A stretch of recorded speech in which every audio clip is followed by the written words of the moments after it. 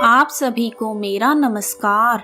आज मैं आप सभी के समक्ष करवा चौथ की कथा, पूजा विधि तथा आरती प्रस्तुत कर रही हूँ।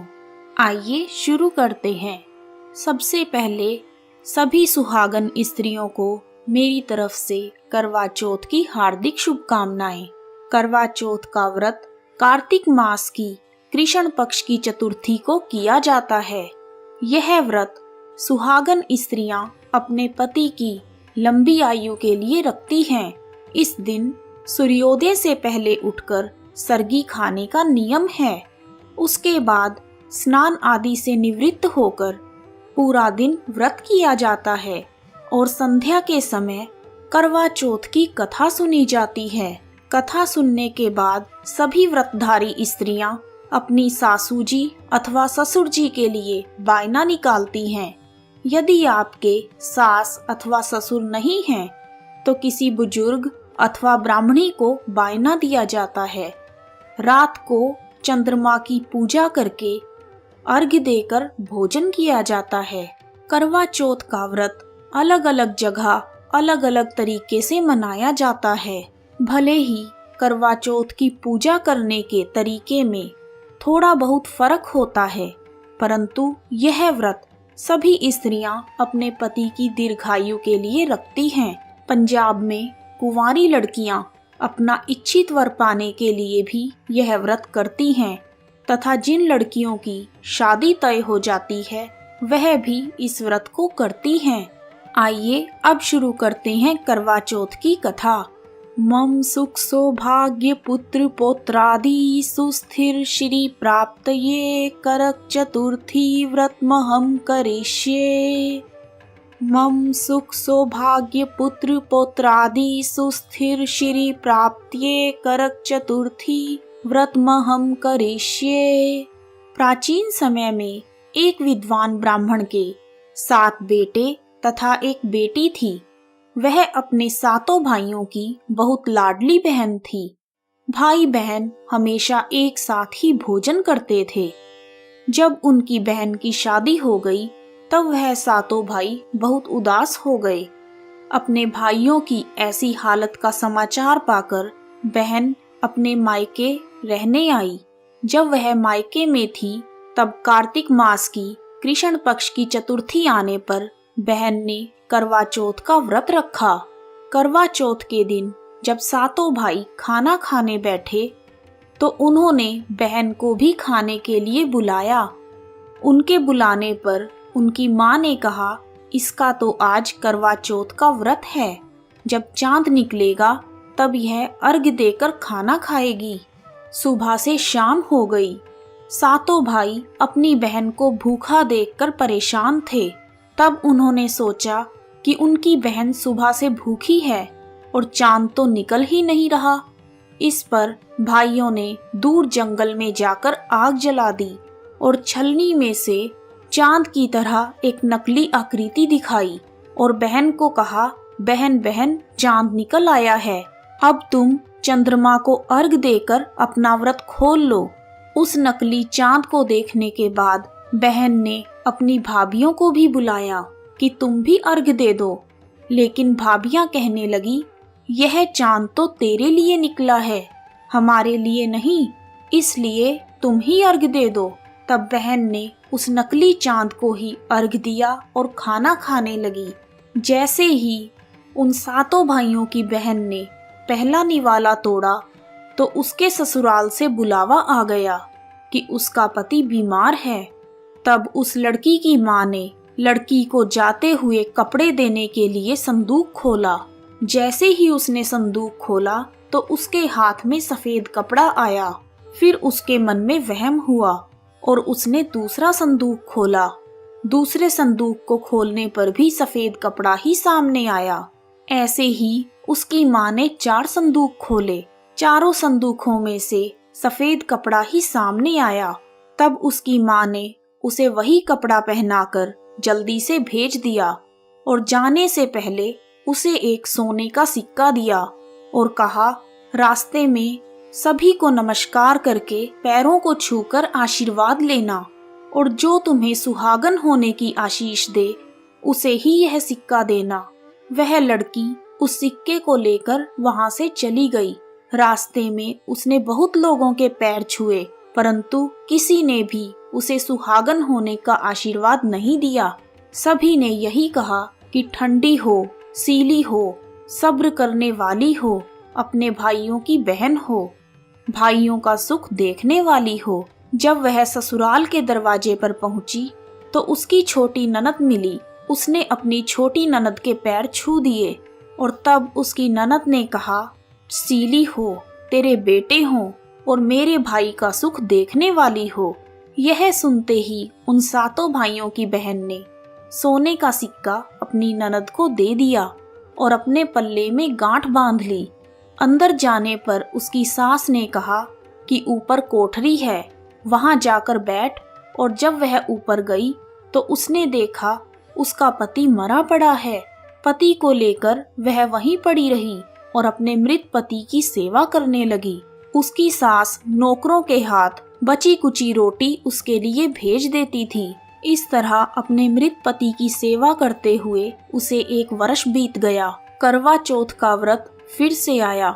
सभी सुहागन स्त्रियों ने नहा धोकर करवा चौथ का व्रत किया, सिर धोया, हाथों में मेहंदी लगाई और 16 श्रृंगार किए। सभी ने सुहाग के नाम की नई चूड़ियां पहनी। वह लड़की यह सब देखती रही। एक पड़ोसन ने उसे कहा, तू भी करवा चौथ का व्रत कर ले। तब वह बोली, मैं कैसे व्रत करूं? इस पर पड़ोसन ने कहा कि चौथ माता सब ठीक कर देंगी। पड़ोसन के कहने पर उसने भी व्रत किया।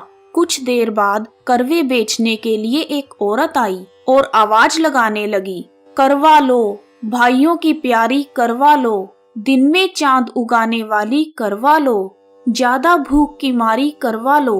बहू ने आवाज लगाई, ए करवे वाली, मुझे भी करवा दे जा। इस पर करवे वाली ने कहा, मेरी दूसरी बहन आएगी, वह तुझे करवा देगी। जब दूसरी बहन आई तो वह आवाज लगाने लगी, करवा लो, भाइयों की प्यारी करवा लो, दिन में चांद उगाने वाली करवा लो, ज्यादा भूख की मारी करवा लो। बहू ने आवाज लगाई, ए करवे वाली, मुझे भी करवा दे जा। इस पर करवे वाली ने कहा, मेरी तीसरी बहन आएगी, वह तुझे करवा देगी। इस तरह से 5 बहनें आई। सभी ने यही कहा कि मेरी बहन आएगी, वह तुझे करवा देगी। अब छठी बहन ने करवों के लिए आवाज लगाई और उसने कहा कि हमारी 7वीं बहन आएगी, तुम उससे करवा लेना। जब वह आए तो तुम उसके रास्ते में कांटे बिखेर देना, उसके पैर में कांटे चुभ जाएंगे। जब उसके पैर में कांटा चुभेगा और वह चिल्लाएगी तो तुम सुई लेकर उसका पैर पकड़कर जबरदस्ती कांटा निकाल देना। तुम्हारे कांटा निकालते ही जब वह तुम्हें आशीर्वाद देगी तब तुम उससे करवा मांगना और करवा लेकर तुम व्रत का उद्यापन करना, जिससे तुम्हारा पति ठीक हो जाएगा। उसकी सारी बातें सुनकर उसने वैसा ही किया और कांटा चुभने पर उसे निकाल भी दिया, जिससे उसने उस लड़की को बहुत आशीर्वाद दिया। तब उस लड़की ने करवे वाली के पैर पकड़ लिए और कहा, तुमने मुझे आशीर्वाद दिया है तो अब मुझे करवे भी देकर जाओ। तब करवे वाली बोली, तूने तो मुझे ठग लिया। यह कहकर चौथ माता ने उसे आंख से काजल, नाखूनों से मेहंदी, मांग से सिंदूर निकालकर छोटी उंगली से उसे छींटा दिया, साथ ही करवा भी दिया। करवा लेकर बहू ने व्रत रखा और उद्यापन भी किया। यह सब होने पर उसका पति जीवित हो गया और कहने लगा, मैं तो बहुत सोया। तब उसकी पत्नी बोली, तुम सोए नहीं, 12 महीने से मैं तुम्हारी सेवा कर रही हूँ। ये तो कार्तिक मास की चौथ माता ने मुझे मेरा सुहाग दिया है। उसके बाद दोनों पति पत्नी ने करवा चौथ का उद्यापन करके और चंद्रमा को अर्घ देकर खाना खाया और खाना खाकर वह दोनों चौपड़ खेलने लगे। जब वह चौपड़ खेल रहे थे तब उसकी सास ने दासी को तेल में बना हुआ खाना देकर बहू के पास भेजा। दासी ने देखा वह दोनों तो चौपड़ खेल रहे हैं। वह उल्टे पैर लौट गई और जाकर सास से कहा, तुम्हारे महल में तो बहुत रौनक है, तुम्हारे बहू बेटे तो चौपड़ खेल रहे हैं। यह सुनकर सास हैरान हो गई और खुशी खुशी उन्हें देखने गई। बहू ने सास के पैर छुए। तब सास ने कहा, बहू सच सच बता, तूने यह चमत्कार कैसे किया? तब बहू ने करवा चौथ की सारी बात बताई। जब राजा के कानों में यह बात पड़ी तो उसने सारे नगर में ढिंढोरा पिटवा दिया कि सभी बहनें करवा चौथ का व्रत जरूर करें और पहला करवा चौथ अपने पीहर में करें और वहीं उसका उद्यापन भी करें। हे चौथ माता, जैसे आपने इस लड़की की सुनी वैसे ही सबकी सुनना, सभी को अखंड सुहाग प्रदान करना। कथा समाप्त। कहानी सुनने वालों का भी भला और सुनाने वालों का भी भला। आइए अब जानते हैं करवा चौथ माता की आरती। ओम जय करवा मैया, मैया जय करवा मैया।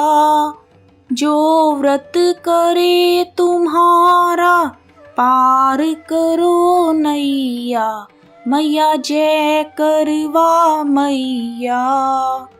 सब जग की हो माता, तुम हो रुद्राणी, मैया तुम हो रुद्राणी। यश तुम्हारा गावत जग के सब प्राणी, मैया जय करवा मैया। कार्तिक कृष्ण चतुर्थी जो नारी व्रत करती, मैया जो नारी व्रत करती। दीर्घायु पति होवे, दुख सारे हरती, मैया जय करवा मैया। होए सुहागन नारी, सुख संपत्ति पावे। गणपति जी दयालु, विघ्न सभी नाशे, मैया जय करवा मैया। करवा मैया की आरती व्रत कर जो गावे, मैया व्रत कर जो गावे। व्रत हो जाए पूर्ण, सब विधि सुख पावे, मैया जय करवा मैया। जय चौथ माता।